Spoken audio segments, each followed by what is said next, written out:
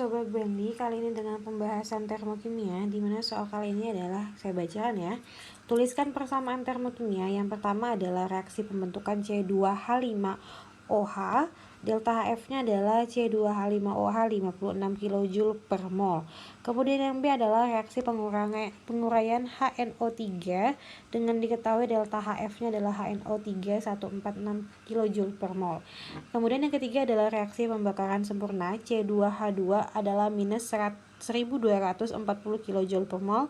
Yang terakhir adalah reaksi peleburan NaCl jika delta H peleburan NaCl adalah minus 106 kJ per mol. Baik, langsung saya jelasin aja ya di tempat, jadi langsung jawabannya gitu. Baik, untuk reaksi pembentukan, kalau namanya pembentukan itu artinya reaksinya dari unsur menjadi senyawa. Kemudian kalau penguraian kebalikannya. Penguraian dari senyawa jadi unsur pembentuknya. Nah, untuk delta HF-nya, delta H biasanya nih misal suatu reaksi diketahui delta HF tapi yang dicari adalah reaksi penguraian. Berarti nanti tandanya tinggal diubah aja karena kebalikan.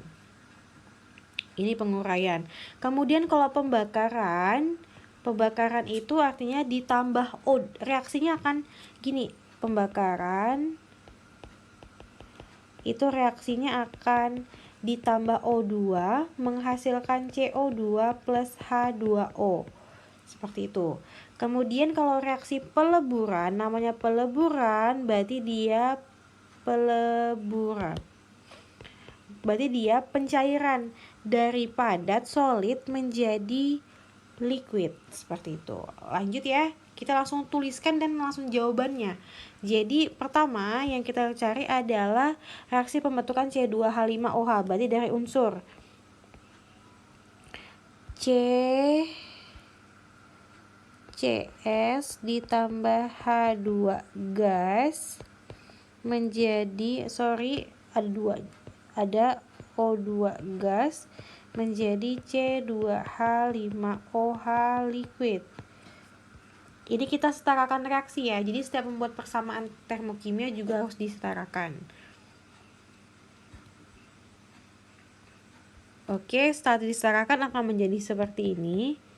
2CS ditambah 3H2 gas ditambah setengah O2 gas menjadi C2H5OH liquid. Delta H-nya tuh biasanya ditulisnya di kanannya, bagian kanan. Karena ini tidak cukup, ke bawah ya. Jadi reaksi dia akan dikatakan setara ketika jumlah tiap-tiap atom di ruas kiri itu udah sama. Boleh kalian cek. Lanjut yang B. Yang B adalah reaksi penguraian HNO3 tapi diketahuinya delta HF.